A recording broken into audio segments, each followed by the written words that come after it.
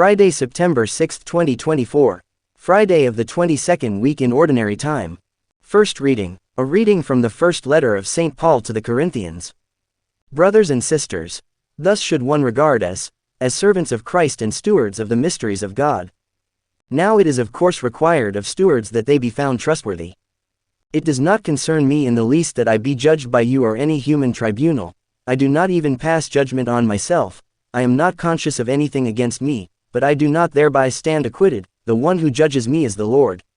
Therefore, do not make any judgment before the appointed time, until the Lord comes, for he will bring to light what is hidden in darkness and will manifest the motives of our hearts, and then everyone will receive praise from God.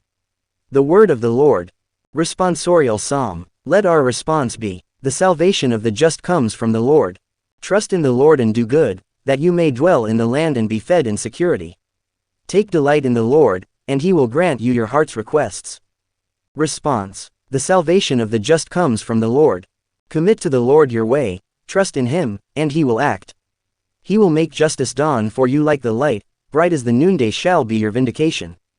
Response. The salvation of the just comes from the Lord. Turn from evil and do good, that you may abide forever. For the Lord loves what is right, and forsakes not his faithful ones. Criminals are destroyed and the posterity of the wicked is cut off. Response. The salvation of the just comes from the Lord. The salvation of the just is from the Lord, he is their refuge in time of distress. And the Lord helps them and delivers them, he delivers them from the wicked and saves them, because they take refuge in him. Response. The salvation of the just comes from the Lord. Gospel reading. A reading from the Holy Gospel according to St. Luke.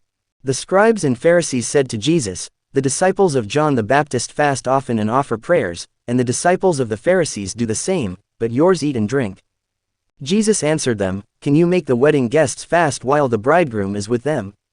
But the days will come, and when the bridegroom is taken away from them, then they will fast in those days. And he also told them a parable.